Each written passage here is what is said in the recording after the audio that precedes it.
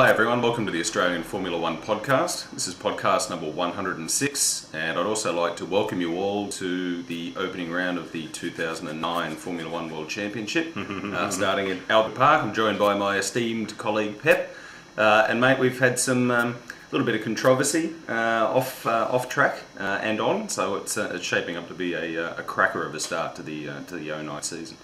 Max, I've got to say that the last 2 or 3 weeks of the off-season were really giving me the shit, so I just couldn't wait for this season to start.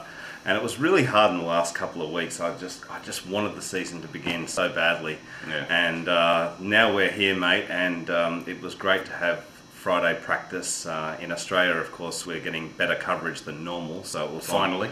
Yeah, it was on all afternoon Friday and all afternoon today, and then tomorrow for the race all day. So we've had heaps of coverage, which has been awesome. We've got 7 glorious hours of coverage tomorrow, and we've had 7 hours today so far, and we're eagerly awaiting qualification this afternoon. Yeah, we're doing this podcast in between the last practice session and qualifying, so we've just watched that. And you're right, mate, there has been a little bit of controversy. It's been going on for a couple of weeks now. And I was really hoping actually that all this diffuser stuff would be sorted out before the first race. I understand that there's appeals and there's things that has to happen, but I'm just a fan of the car going through scrutiny. Of racing? Yeah, scrutiny of the cars, give them a tick or not, and then let's go racing. So I'm somewhat disappointed, mate, that we have to go through this appeal process. Although, like I said, I understand why. But there has been these 3 teams, mate, with a little bit of a cloud over them: Williams, Toyota, and the Braun cars about their diffusers. What do you think, mate? Well, I think we should give it a term, and let's call it Diffusergate. All right, let's just start there. I think it's a load of shit, personally, and I think this will get thrown out of the appeals court within the next month or so. At the end of the day, the cars were passed acceptable by the FIA delegate. Thought it was interesting, Sam Michael's comments that we've read the rules, we read them very closely, and quite frankly we're surprised a lot of other teams haven't adopted the same approach we did. Clearly 2 other teams did in Toyota and the Braun, and to me it's great because this is what Formula One's all about: pushing the boundaries, pushing the limits.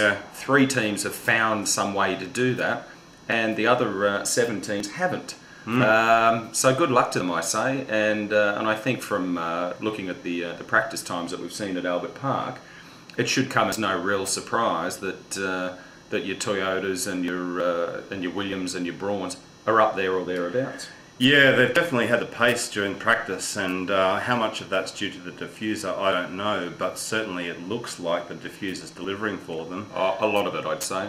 I mean, that's what sucks that thing to the road and gives them a lot of rear-end grip, and they're clearly relishing it. And good luck to them.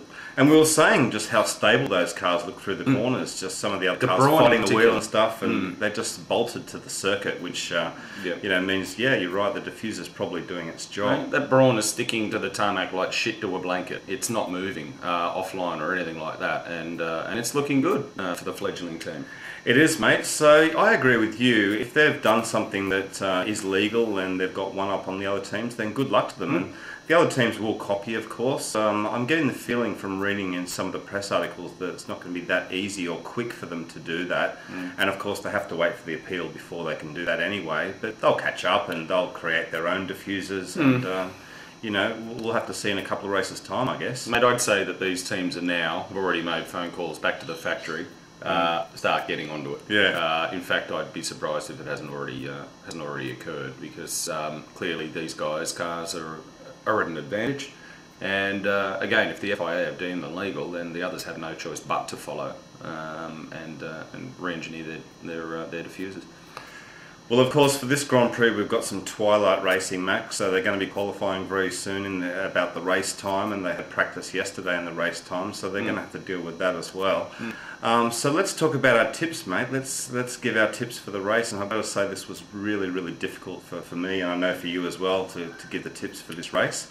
And I was tempted to put the Brauns up there and other cars, but I just really wasn't sure about over a whole race how much speed these teams would have, and I'm actually predicting a bit of carnage as well, Max, for this race. First lap, turn 1. Yeah, lap 1, turn 1, but just also I think there'll be some cars going off, and not necessarily mechanical problems, but I think that probably the Ferrari will still do extremely well. So I'm actually playing Massa to win the race. And I think he's got some good pace at the moment. So for me, it's Massa to win. What about you, mate? Mate, I've gone for a speculator. I never thought I'd hear myself say this, but I'm tipping Nico Rosberg to win the race. His testing time so far has been fantastic. Admittedly, we don't know what fuel loads he's on at the moment, but his testing's been very consistent. Sorry, his practice times have been very consistent.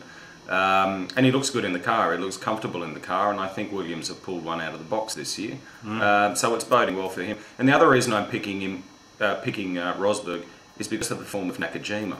Now, if Nakajima's up there or thereabouts, that would tell me that car's a pretty good car. Yeah. I know he's a decent driver and all, but I'm going out on a limb. I mean, Williams are one of my favourite teams anyway, and I'd love to see them take the checkered flag again. It's been too long in my opinion. But I'm picking Rosberg for the win, mate. Okay, I've actually got Rosberg for P3, so I think he's definitely going to be on the podium. And on P2, I've got Trulli. I've been really impressed. Trulli trade. I've been really impressed with that Toyota engine, obviously in the Williams as well. And I think Trulli's going to bring it home in P2. I've just got a feeling about Yano and about Toyota this year. I think they're going to do better. They may even win a race this year, so I think that Trulli will be up on the podium. And yeah, as I say, Rosberg in P3. Okay. Well, Trulli's a wonderful qualifier, as we know anyway, and if he can qualify in the first or second row of the grid, there's a distinct possibility that he'll find himself on the podium. Yeah. Because he'll be quite hard to pass. I would imagine. For my P2, I've picked Jenson Button. I've said it. I've picked a Brawn on the podium in their maiden Grand Prix. I've no reason to believe that the car won't be on the podium. It's quick. Its practice time is quick. It looks reliable. I mean, it's got that bulletproof Mercedes engine. They've had a lot of time in the in 2008 to work on this year's Challenger. So impressive. Yeah. And they haven't put a foot wrong. Both Barrichello and Button their practice times have been very impressive. So I'm picking JB for P2, and wouldn't it be great, especially for all of our UK fans, great to see a team like Brawn on the podium. Be fantastic. And for my P3, I've picked Felipe Massa. Despite the terrible trouble that his partner Kimi Raikkonen's had, Massa's been consistently quick over this weekend. And the guy knows how to win, of course, and he's got a point to prove. So I'm picking a car with a bad diffuser, and two with a good diffuser. But I think Felipe will take the fight up to these guys. Alright guys, well, we're going to have this episode online Saturday night, so after qualifying, but let us know your tips for the race. And we'll see you for the next podcast tomorrow, and also Blog TV live during the race. Indeed. Okay, see you next time. See you guys. Bye. Bye.